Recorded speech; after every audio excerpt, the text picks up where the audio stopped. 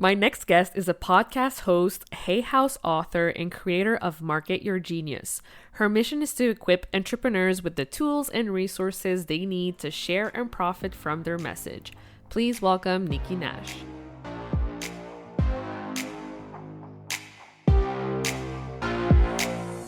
Welcome to the Powerful Female Leaders Podcast. I'm your host, Anna Patricia Bourgeois, certified business coach. I am here to help you up-level, generate consistent wealth, increase your confidence, attract dream clients, and master your mindset so that you can fully own your power and achieve next level results in your online business and beyond. Every week, a powerful conversation will take place with amazing guests, or I'll share from my experience to help inspire you to start and scale the business of your dreams while being powerfully you. The time has come to stop playing small, stop hiding, and stop waiting. Now is the perfect time for you to passionately pursue your heart's desire as the powerful leader you were born to be.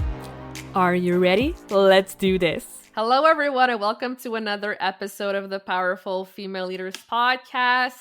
I am here today with marketing genius, Nikki Nash. Hello, girl. Hello, I'm so freaking excited to be here. Thank you for having me. So please feel free to take us on. Like tell us more about who you are, what you do, and who you help. Oh my goodness. I wish I knew what I was. I think I'm still trying to figure that out. Now, what do I want to be when I grow up? I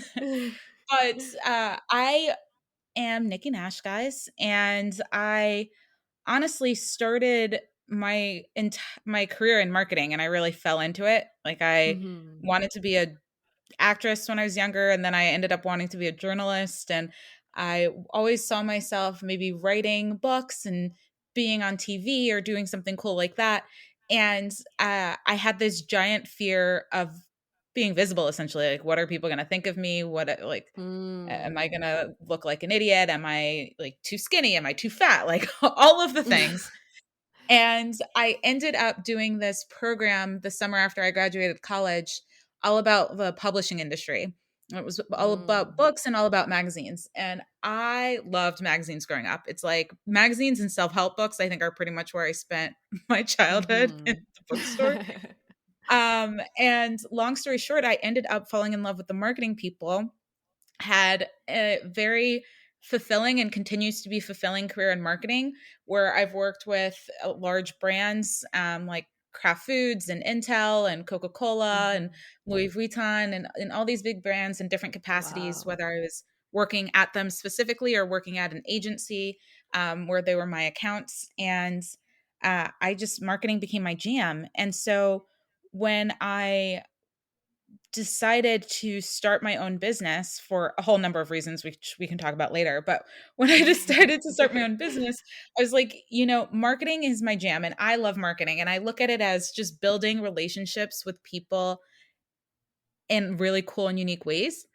And I kept speaking to entrepreneurs who were like, I don't know how to market my business. I don't know what to do. How do I do this? And we're challenged. And so what I essentially do is I help current and aspiring business owners sit down and build a marketing plan that will help them get more dream clients, get known, really grow their online or offline brand presence, as well as create a consistent flow of leads and a consistent flow of clients. And I've done that over the years of being a business owner in a number of different ways, from consulting, coaching, online courses, having a book, my podcast, all that jazz. But at the end of the day, I am all about helping people help more people, essentially. Yeah. I love that. That's incredible. And I'm curious to know, like, what's the major differences between working for brands and working for yourself and building a business for yourself? And what did you take away from your time building those brands too? Yeah. So I think the biggest thing for me, just from like a being a business owner, is that you are your own boss, right? Yeah. And I think for me, like it was such a big personal development thing, because for me, I I know that I'm often driven by my reputation and doing good work and not letting other people down. And so it's like some sort of a combination of look good, like do good, you know, get promotions, things like Yeah. that. And when you're on your own, you know, you are accountable to yourself essentially. And what was really Yeah. hard for me at the beginning, and for a long time, it wasn't even just the beginning, it was probably like years. But the hardest part was finding a way to create accountability to something Mm. bigger than myself, because I would let myself down, and at the end of the day, I thought I was just hurting myself, but I was really hurting anybody who I could truly add value to and truly help, because they weren't able to see the great work I Mm. did, right? So anytime where I was like, Yeah. "Oh, I don't feel like posting online. I'm going to do something else instead." Or anytime where I would keep changing my strategy or spin my wheels on what to do or change the product idea that I wanted to launch or, watch Netflix instead of doing work. Like that was hurting my business. And Yeah. I wouldn't have pulled that crap in corporate, right? Like not at the level, probably not at all, but definitely not at the level that I was pulling it for myself. And I'm like, Yeah. why is that? And so I had to do a lot of work with like on myself and with myself, I guess, to really kind of realize that it wasn't that I didn't believe in what I was doing. It was that I was so afraid of failure that I did everything under the sun but get started or but like reach the level of success I thought I could so that I didn't see myself fall. So like the busy work practically. Yeah, I did a lot of busy work instead of actual Yeah. things that would grow my business. Yeah. Yeah, I feel like most of us go through that phase for sure. And it's about like finding that groove and the things that actually work for you. So, what would you say was like that one thing that when you started doing consistently, like you saw like the results from? I think, this might not be the most traditional answer, but I think the biggest thing that I did that where things started shifting for me was I stopped fighting who I was and I Hmm. started doing things in alignment with who I was, right? So for example, Mhm. I used to beat myself up like, why can't I just do the work? Why can't I get things done on time? Why can't I do this? Blah, blah, blah. But when I really sat down and thought about it is that I do really well when I'm held accountable to other people, right? And not like an accountability buddy, though that does work for some people, but literally like I have a person on my team and I'm paying them. And for them to get Mhm. stuff done, I need to get my crap together, right? Yeah.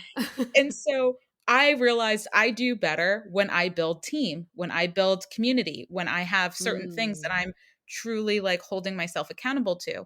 And so I think that, Mhm. but where that came from was really sitting down and going through, okay, where are other areas of my life that I am seeming like seeing the success that I want or seeing the behaviors that I want in my business where I'm consistent. Mm. Like, why can I go to the gym at 6 in the morning every day, but I can't write a freaking post on Instagram, right? Like what are the things that helps Yeah. me get like succeed in one area and not necessarily another? And I started leaning into that. And I think the more that people embrace who they are and what motivates them and what keeps them Mm. going, the better things work out for them. Yeah. Yeah, living like your true authentic self and like not being afraid to let it shine. It's so funny because I actually wrote a post about this like I think it was on Monday. So, we're definitely connected here. Yeah. Yeah, and it's just like stop fighting yourself or beating yourself up Yeah. and figure out ways like I'm going to use a weight loss I guess example, right? Like I lost in 2020, I think it was like 30 pounds or something. Yeah, I lost 30 pounds. And I didn't give up cake or anything. Like, I like cake. I don't eat cake every day, but, like, there were Yeah. certain things that I'm just like, "Listen, I'm not going to stop doing certain things, but I can do more of other things," right? Like, I cut calories and I like, it's usually like eat less, work out more is like the general basic formula. I am not a Mhm. nutritionist or an exercise or like a fitness person, but like high level general idea, right? Like you need Yeah. to, if you want to lose weight, it's like burn more calories than you consume, or like eat less calories than you move, if you're, Mhm. even if you're sedentary. And I was like, I could eat less, and I did eat a little bit less, but I was like, I'd actually rather move more. So I just went for a lot more walks. I started like doing a lot more activity on top of what I was already doing. And Mhm. so I just worked with what works for me, right? Where somebody else could cut out bread and they'll Yeah. be fine. If I cut out bread, I'll turn into an angry person. Like, I'm not cutting out bread. Don't ask me to. I'm already Yeah. somewhere between a vegetarian and a vegan. Like, cutting out bread is like the one thing that makes me happy, right? So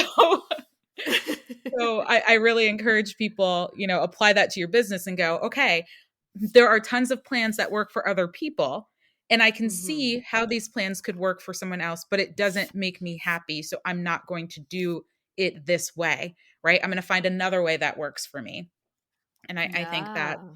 that can be really valuable to folks, right? Like, I hate doing challenges. Like, don't ask me Yeah. to do a challenge that requires me to be live every day for like 5 or 7 days to sell a product or service, right? Like, that is not my jam. Yeah. Other people crush challenges. They rock it. Go for it. I love it. I am much better at like a webinar situation. It's like, give me 90 minutes to like preach some knowledge, share some things. I'm energetic. I've got you. And then I need to peace out, right? Like, I can't do Yeah. like something, even 5 minutes every day is somehow more exhausting than a 90-minute session for me. Okay. So it's like, know yourself. Yeah, know yourself so damn well that you know exactly like what type of strategies would work really well for you. Definitely. Yeah. And honestly, I think that's one of the biggest challenge people face, because they're bombarded with all these messages that are like, I did this and I got this Mm, result and it could work for you too. And it's yeah. not that it can't work for you. It's not that, enter anything like webinars, Facebook ads, Facebook groups, social selling, online courses, memberships, one-on-one coaching, consulting, physical products. All of those things, I'm sure somebody could be successful in any one of those areas, but you have to Yeah. figure out what's going to be in alignment with you, the lifestyle you want, the person you are, your talents and skills, and Yeah.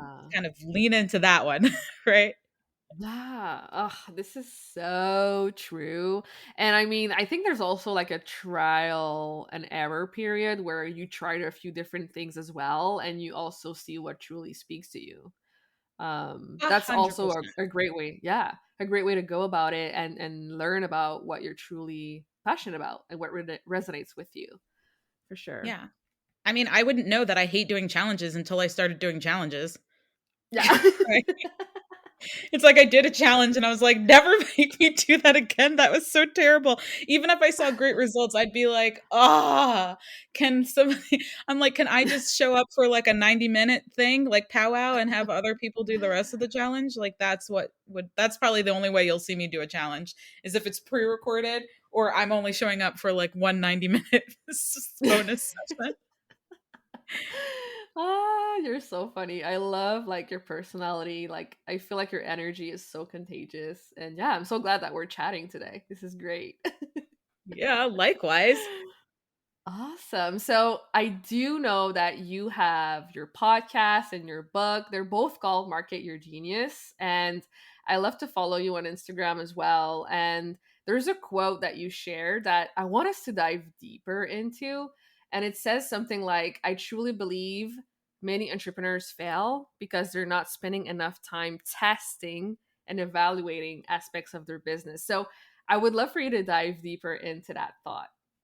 Yeah, absolutely. Absolutely. And, where this came from was really talking to so many entrepreneurs, and honestly myself. Like, I can start with Hmm. myself.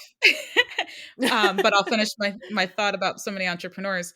But speaking to so many people who are like, oh, I've tried everything and nothing's working, right? Or like, Mm, i'm I've been having running this business for 3, 4, 5, 6, 10 years and I'm not where I want to be, right? And mm, one of the things I noticed for myself is that when I started my business, I remember it was me. I was maybe like 4 months in, 3 or 4 months in, and I decided I was going to do a webinar, right? And I did this Mhm. webinar, and I think 3 people showed up to the webinar. And I remember thinking, webinars aren't going to work for my business. I shouldn't do webinars anymore. Like, that was terrible, right?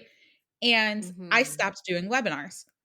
Now, real talk, 2 people purchased one-on-one coaching with me from that webinar, right? Like, I think they found Yeah. me, they came to the webinar. I talked to them afterwards for like maybe 1 or 2 calls, but they went to the webinar, and then that's when they booked a discovery call with me, right? And so I had moved on to a completely different strategy or tactic because I'm like, "Oh, that didn't work, on to the next." But the Mhm. reality is that most strategies and tactics, especially tactics, most like business things, like if I were going to do a webinar, real talk, I Mhm. probably would have needed to do that webinar 10 times before I really got it to a point where it was going to be like getting consistent, amazing results. Mm. And I think Yeah. most people, in my experience that I've seen and met, don't give it 10 times, right? They do it once, and we're in this world where we almost expect instant gratification, right? Like, I expected, Yes. I'm going to do this webinar, and I'm going to have all these people come and all these people purchase, and I'm going to be a gazillionaire, right?